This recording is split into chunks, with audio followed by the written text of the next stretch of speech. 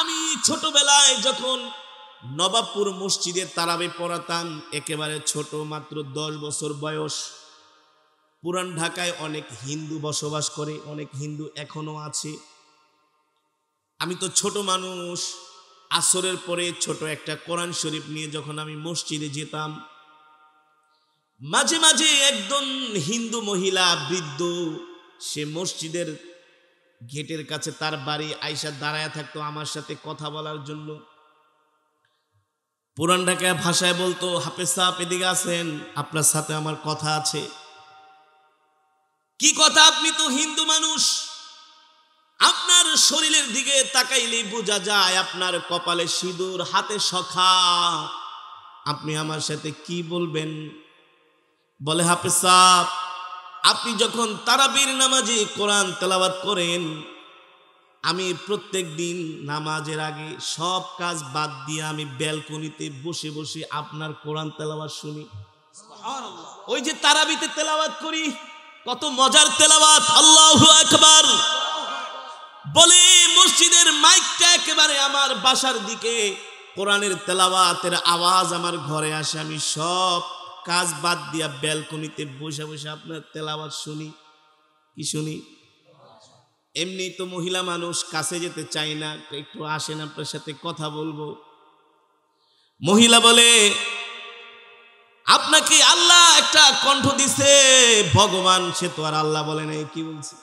ভগবান এমন একটা কণ্ঠ দিছে আপনাকে, আপনার তেলাওয়াত আমার কাছে এত ভালো লাগে, আপনার কণ্ঠটা আমার কাছে এত ভালো লাগে। এক পর্যায়ে আমি বললাম, তাহলে আপনি যেহেতু কোরআনকে ভালোবাসেন, তাহলে কালেমা পড়ে মুসলমান হয়ে যান। কি? কোরআনকে যেহেতু এত ভালোবাসেন, কালেমা পড়ে মুসলমান হয়ে যান। ওই মহিলা বলল, আপনারা তো একজন খোদাকে খোদা ডাকেন, একজনকে আল্লাহ মানেন। সত্যি কথা বলতে দিলের ভিতরে আমরা একটা বিষয় আমি শান্তি পাই না। বলে, কেন? বলে, আমাদের হিন্দু ধর্মে একজন দেবতা না, আমাদের হিন্দু ধর্মে দেবতা হচ্ছে 333 কোটি। একজন ডাক্তার যদি চিকিৎসা করে, তার চিকিৎসায় ভালো হয়ে গেলে বলে, ডাক্তার, আপনি শুধু ডাক্তার না, আপনি ভগবান। নাউজুবিল্লাহ। আরো জোরে বলেন নাউজুবিল্লাহ। ওই হিন্দু মহিলা বলে, হুজুর, আপনারা এক আল্লাহর ইবাদত করেন, এত মজা করে কোরআন তেলাওয়াত করেন, আপনাদের তেলাওয়াতগুলো আমি শুনি, আপনাদের বয়ানগুলো আমি শুনি, আমারও মন চায় কালেমা পড়ে মুসলমান হয়ে যেতে, কিন্তু পরিবারের কারণে আমি কোরআন কালেমা পড়ে মুসলমান হতে পারছি না। আমার পরিবার এটা কখনো অ্যালাউ করবে না, আমার পরিবার কখনো আমাকে সাপোর্ট করবে না। যেই কথা বলেছিল এই মহিলা, এই কথাও বলেছিলেন চাচা আবু তালিব। ঠিক কিনা বলেন? এবার আল্লাহর নবী ওই গ্রাম্য বেদুইনকে ডাক দিলেন। আল্লাহর নবী একবার সূরা ফাতিহা পড়লেন, আর সাহাবায়ে কেরামদেরকে বললেন, ও সাহাবীরা, একটু আগে আল্লাহ তাআলা আমার উপর যে কোরআন নাজিল করেছে, যে সূরাটা নাজিল করেছেন, সূরাতুল ইখলাস। কোন সূরা? জোরে বলেন, কোন সূরা? সূরাতুল ইখলাস শরীফ। এই সূরাতুল ইখলাস যদি কেউ একবার তেলাওয়াত করে, আল্লাহ তাআলা তার আমলনামায় 10 পারা কোরআন খতমের সওয়াব দেয়। সুবহানাল্লাহ। কয় পারা? 10। জোরে বলেন, কয় পারা?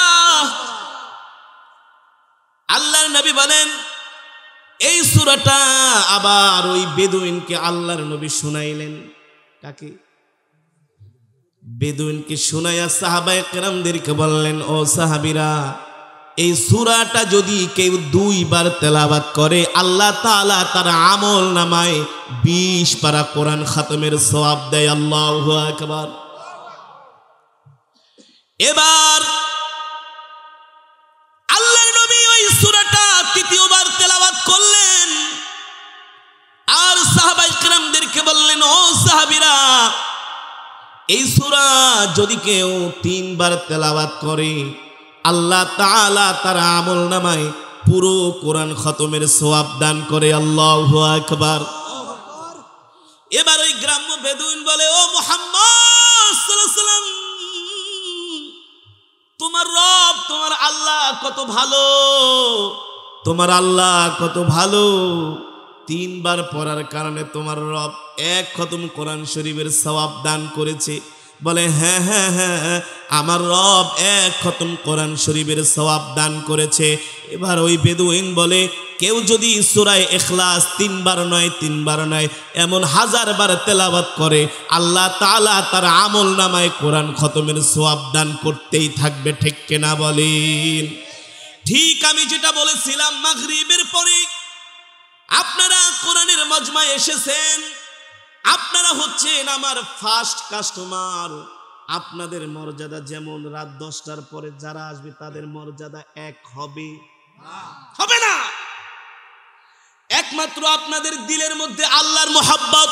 কার মহব্বত? যাদের দিলে আল্লাহর মহব্বত না থাকে তারা কখনো মসজিদের জামাতের প্রথম কাতারের মুসল্লি হতে পারে না। যারা শেষ কাতারের মুসল্লি হয় আর বড় বড় কথা কয় মিয়া পরে আইলে কি হইছে, বোঝো না পরে আইলে কি হইছে, এসব চাপাবাজি চলে না। থাকবা 16 নাম্বার সিরিয়ালে আর মর্যাদা পাইতে চাইবা 1 নাম্বার সিরিয়ালে, কোনোদিন হবে না। এটা আল্লাহকে ধোঁকাবাজি ছাড়া আর কিছুই নয়। ঠিক কিনা বলি? কোরআনের তেলাওয়াত শোনার পরে যাদের মধ্যে ঈমান আছে, ঈমানের পাওয়ার আছে। কিসের পাওয়ার? চুম্বক চিনেন? চিনেন না? চুম্বক যদি আপনি ধরেন, চুম্বকের কাছে যদি কোনো লোহা থাকে, আকর্ষণ টান দিয়া নিয়ে আসবে, আনবে না? ঠেকাতে পারবেন না, ফিরায় রাখতে পারবেন না। চুম্বক যেমন লোহাকে আকর্ষণ করে, ঠিক একজন মুমিনের অন্তরে যদি আল্লাহর কোরআনের মহব্বত থাকে, খোদার কসম করে বলি কোরআনের সুর শুনলে ঘরে থাকতে পারবে। সাপের বাঁশি বাজাবেন, গর্তের মধ্যে সাপ থাকলে সাপের বাঁশি বাজানোর সাথে সাথে সাপ গর্ত থেকে উঠে আসবে। হেমিলনের বাঁশিওয়ালা বাঁশি বাজিয়েছিলেন, জানেন না এই ঘটনা? হেমিলনের বাঁশিওয়ালা বাঁশি বাজিয়েছিলেন কিছু ইঁদুর মারার জন্য। কি মারার জন্য? এই বাঁশির সুর শুনে ইঁদুর তো গর্তে থাকতে পারে নাই, ঘর থেকে মানুষও ছুটে আসছে। কেন আসছে? বাঁশির সুরে বিমোহিত হয়ে গেছে, পাগল হয়ে গেছে, অন্তরের মধ্যে জালজালা পয়দা হয়ে গেছে। ঠিক কিনা বলেন? বাঁশির সুর শুনে থাকতে পারে নাই। আজও পর্যন্ত ইতিহাস বলে হেমিলনের বাঁশির সুর শুনে যেই মানুষগুলো বাঁশিওয়ালার পিছনে ছুটেছিলেন, আজ পর্যন্ত তাদের অস্তিত্ব কোথায় আছে পৃথিবীর কোনো মানুষ জানে না।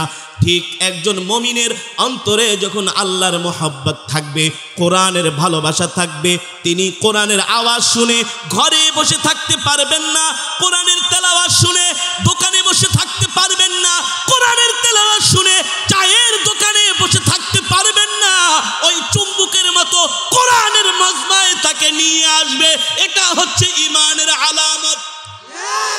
এটা কি? এটা হচ্ছে ঈমানের আলামত। কিন্তু দুঃখের বিষয়, আজকে আমাদের সমাজের মধ্যে এমনও কিছু আমাদের ভাই আছে, কোরআন তো পড়েই না, কোরআন তো জানেই না, কোরআন তো বোঝেই না। উল্টা যারা কোরআনকে ভালোবাসে, কোরআনকে মহব্বত করে, কোরআনকে জানতে চায়, কোরআনকে বুঝতে চায়, উল্টা তাদের বিরুদ্ধে আরো অপবাদ দেয়। দেয় কি দেয় না? আজকে ওয়াজ মাহফিলের কারণে, এই ওয়াজ মাহফিলের কারণে বাংলাদেশের লক্ষ লক্ষ যুবক এখন দ্বীনের পথে, কোরআনের পথে। কথা বলেন। যেই যুবকেরা আগে গাঁজা খেত, গাঁজা, যেই যুবকেরা ইয়াবা খেত, ফেন্সিডিল খেত, পুলিশ প্রশাসন তাদেরকে মেরে ধরে শায়েস্তা করে তাদেরকে ভালো বানাইতে পারে নাই। একজন যুবককে গাজার পোটলা নিয়ে অ্যারেস্ট করা হয়েছে, কোর্টে নিয়ে গেছে, 6 মাস জেল দিছে। কয় মাস? জোরে বলেন। 6 মাস জেল খেটে কোর্ট থেকে বের হয়ে কয়, বেটা জেলে যে এত শান্তি। কি যে শান্তি? কয় মালও কামানো যায়। কি যায়? এক ছেলে জেল খাইতে আসে, হুজুর আপনি জানেন না মিয়া, জেল আরো মজা। কেমন মজা? কয় টাইম টু টাইম খাওয়া পাওয়া যায়, আর টাকা থাকলে জেলের এমন কিছু নাই যে পাওয়া যায় না, সব পাওয়া যায়। কি পাওয়া যায়? তাহলে কিরে গাঁজাখোর, গাঁজা লইয়া যে ধরা খালি, কয় মনে করছেন গাঁজা কি ছাড়ছি নাকি, এখন থেকে গাঁজার ব্যবসা করুন। মিথ্যা কথা যদি বলি, ঢাকার শহরে এমনও গাঁজা বিক্রি করে, ফেন্সিডিল বিক্রি করে, মাসে মাসে পুলিশে ধরে, মাসে মাসে জেলে যায়। কিরে বেটা এতবার জেলে গেলি? জেলে যায় এখন পাকা হয়ে গেছি। কি হুজুর, ফাঁক ফোকর কি আছে না আছে সব জানি, জেলে কোনো কষ্ট নাই, আরো জামাই আদরে থাকা যায়। 2-4টা খুন কইরা জেলে যেয়ে থাকলে আরো নিরাপদ। তাইলে কি তারা জেলে যেয়ে ভালো হলো নাকি খারাপ? যারা বলেন 100র মধ্যে মাত্র 2-4 জন ভালো হয়, আর মেজরিটি পার্সেন্ট গাঁজাখোর, ইয়াবাখোর, মদখোর খারাপ হয়। কিন্তু ওলামায়ে কেরামের বয়ান শুনি আমাদের হাতে হাত রেখে চোখের পানি ছেড়ে বলে, হুজুর আগে গাঁজা খেতাম, ফেন্সিডিল খেতাম, মদ খেতাম, হুজুর কোরআন তেলাওয়াত শোনার পরে, কোরআনের বয়ান শোনার পরে দিলের মধ্যে এমন আসর করেছে, দিলের মধ্যে এমন ভাবে আমাকে আঘাত করেছে। আল্লাহর কোরআনের তেলাওয়াত এত সুন্দর, আল্লাহর কোরআনের তেলাওয়াত এত মজা, কোরআনের বয়ান এত সুন্দর। কলিজার টুকরা বিশ্ব নবী ইসলামের জন্য কত কষ্ট করছে, সাহাবায়ে কেরাম কত কষ্ট করেছে। হুজুর ওই দিন নবীজির জীবনী শুনে কান্না করতে করতে চোখের পানি ফেলেছি, আর তওবা করেছি, জীবনে যতদিন বাঁচবো আর কোনোদিন নেশা করব না। আল্লাহু আকবার, জোরে বলেন আল্লাহু আকবার। বললাম ভাই যাও 3 দিনের জন্য তাবলিগে যাও, 3 দিনের জন্য তাবলিগে যাও, 3 দিনের জন্য চরমনাই যাও, আর হক্কানি আলেমদের সাথে সম্পর্ক রাখো। 3 দিন তাবলীগ করে আসার পরে ওই যুবকের পকেটে আর গাজার পোটলা পাওয়া যায় না, ওই যুবকের পকেটে এখন মিসওয়াক পাওয়া যায়। মিসওয়াক, আল্লাহ! আগে দাঁড়ায়া পেশাব করতো, দাঁড়ায়া চেন খুলে ছেড়ে দিত, এখন আর চেন খুলা কুকুরের মতো দাঁড়ায়া পেশাব করে না। এখন লজ্জাও পায়, লজ্জা, মানুষের সামনে পেশাব করে না, আড়ালে যে একেবারে টিস্যু নিয়ে সুন্দর করে পেশাব করে, পকেটে থাকে টিস্যু। আর আগে টিস্যু তো ছিল দূরের কথা, কোন রকম ছাইরা দিয়েই দৌড়। নামাজের কথা ডাক দিলে হুজুর প্যান তো নষ্ট, প্যান নষ্ট করে বইতে পারি না, কি করুম। ঢাকা থেকে কক্সবাজার যাচ্ছি প্রোগ্রামে, বাবা তার সন্তানকে নিয়ে হাইওয়ে হোটেলে ঢুকছে, রাত 2টা বাজে। কয়টা বাজে? আমরা তো এখন বাংলাদেশের মুসলমান এত আধুনিক হয়ে যাচ্ছে, এত আধুনিক, এত মডারেট। আধুনিক হওয়া ভালো, কিন্তু অতি আধুনিক হওয়া কিন্তু ভালো না। খায়রুল উমুরি আওসাতুহা, নবীজি বলছেন তোমরা মধ্যম পন্থা। আমরা হচ্ছে মধ্যমপন্থী উম্মত। কে বলছেন? আল্লাহ বলছেন, নবীজি বলছেন তোমরা হচ্ছে মধ্যমপন্থী উম্মত। আমরা অত কঠোরও না, অত নরমও না, কিনা? আমাদেরকে বলা হয় উগ্র, আমরা উগ্র না। যারা আমাদেরকে উগ্র বলে ওর 14 গোষ্ঠী উগ্র, ওই হচ্ছে খারেজি। আমরা উগ্র নয়। কেউ যদি আমাদেরকে উগ্র বলে, গোরা বলে, তারা উগ্র, তারা জানে না, তারা কোরআন জানে না, এ কারণে আমাদেরকে উগ্র বলে। নবীজি বলেছেন খায়রুল উমুরি আওসাতুহা, আমরা হচ্ছে মধ্যমপন্থী উম্মত। আমরা অত গরমও না, অত জোরে বলেন অত গরমও না, অত নরমও না। মাটি যদি বেশি নরম হয়, ওই মাটি দিয়ে আপনি কোনোদিন মাটির চুলা বানাইতে পারবেন? পারবেন। আবার মাটি যদি একেবারে পাথরের মতো শক্ত হয়, সেটা দিয়েও কিছু। এ কারণে নবীজি বলছেন তোমরা মধ্যম পন্থা কি করবা? তোমরা মধ্যম পন্থা অবলম্বন করবা। ওই যে রাত 2টা বাজে, বাবা বাংলাদেশের এখন ম্যাক্সিমাম হোটেলগুলোতে সব দাঁড়ায়া পেশাব করার জায়গা আছে, বসার নাই, 2-1টা।